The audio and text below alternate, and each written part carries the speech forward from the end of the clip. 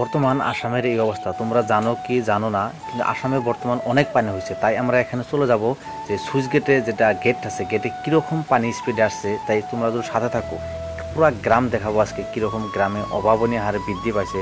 তো পানি I think 1 ঘন্টা কত স্পিড, মানে একটা বাইক যদি তুমি ছাড়ো, একটা বাইক কিন্তু পানির স্রোতের লগে পারবে না, কখনো পারবে না, এত স্পিড গেছে। তাই আজকে আমরা যাব সুইচ গেটে। সুইচ গেটে এখন কীরকম অবস্থা আছে, কীরকম বিপদে আছে রিক্সটা, তার মানে পানি কীরকম স্পিড চলে যাচ্ছে অ্যান্ড সুইচ গেটের কীরকম হাল অবস্থা, তাই আজকে পরিদর্শন করব। তাই এটাই হলো সেই সুইচ গেট, কী স্পিডে পানি যাচ্ছে দেখছো তোমরা দেখতেই পারছো।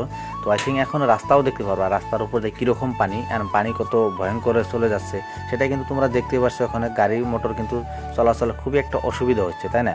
তাই যাই হোক, যেভাবে হোক কিছু রাস্তা খালি আছে, পানি জানায়। আর এটা গ্রামের অবস্থা তোমরা দেখতে পাচ্ছ, গ্রামে কিন্তু বাড়ি ঘরে সবাই কিন্তু পানি, মানে ঘরে ঘরে বাইর হতেও পারে নাই, হয়তো কিবা কোনে হাট বাজার করতেও পারে নাই। তাই চলে আসলাম। এখন আমরা যাব সেই সমুদ্রের পাশে, যেটা আমাদের ব্রহ্মপুত্র নদী, সেটা নদীতে মানে নদী আর রাস্তাটা এবং একদম লাগালাগি পাশাপাশি, মানে এদিকে নদী এদিকে রাস্তা। তাই ওখানে যাব, ওখানে কীরকম বিপদে চলে আসছে রাস্তাটা। তো তোমরা যদি সাথে থাকো, ভিডিওটা স্কিপ না করে পুরো ভিডিও দেখো। আই থিঙ্ক তোমাদের অল্প হলেও মায়া লাগবে, কেন একটু বিপদে চলে বসবাস করে আসছে। তাই দেখবো, এখানে দেখে লেফট সাইডে দেখো এখানে কীরকম পানি। দেখো আমি জুম করে দেখেছি কীরকম পানি, মানে ওখানে মানে থাকতে পারছে না মানুষ, সবাই কিন্তু রাস্তাতে চলে আসছে। গরু ছাগল বকরি যার যেটা সেটা আছে অবশ্যই লয়া কিন্তু শিফট অন্যখানেই আছে, মানে রাস্তায় আছে, কেউ শিবিরে আছে, সরকারি যেটা মাঠ থাকে মাঠে আছে। তাই এটা ফাইনালি দেখতে পাচ্ছ, এইটা হলো সেই সমুদ্র, মানে গঙ্গা নদী, বাংলাদেশের গঙ্গা বলে আর আমাদের আসামের ব্রহ্মপুত্র বলে। এখানে কিন্তু মানে ভয়ঙ্কর পরিস্থিতি আছে। কিবা কারণে যদি এই রাস্তাটা ভাঙা যায়, ঠিক আছে, ভাঙা গেলে কিন্তু ভিতরে যত ভারী ঘর আছে কিন্তু সবাইকে সর্বনাশ হবে, মানে থাকবে না আর কি, ভাঙে চুরে সব চলে যাবে। তাই এই রাস্তাটাই কিন্তু ইঞ্জিনিয়ার অলমোস্ট এখানে কিন্তু থাকেই, কখন কোন পরিস্থিতি হয়, মানে সেটা হলো ব্রহ্মপুত্র নদী, এদিকে গ্রাম অঞ্চল, ঠিক আছে। তো এই গ্রাম অঞ্চলে এই রাস্তাটাই কিন্তু অনেক রিক্সেবল। এই রাস্তাটা অনেকেই কিন্তু অল্প কদিন আগে কিন্তু কাজ চলছে, কাজ কমপ্লিট করার পরে এরকম পানি আসে।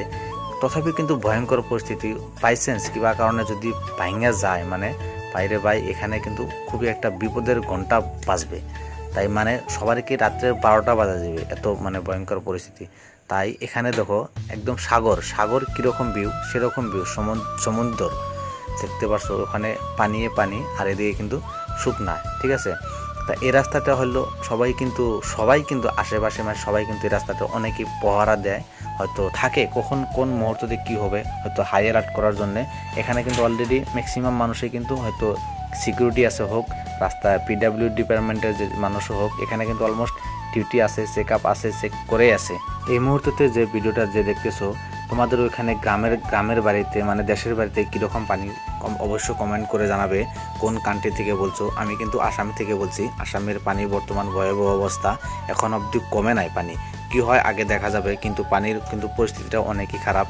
তো মানুষ সবাই কিন্তু রাস্তাঘাটে গরু ছাগল যার যেটা আছে সেটা নিয়ে কিন্তু হয়তো রাস্তাঘাটে পার হয়ে গেছে, মানে ঘরে থাকতে পারছে না, এত পানি, অভাবনীয় পানি।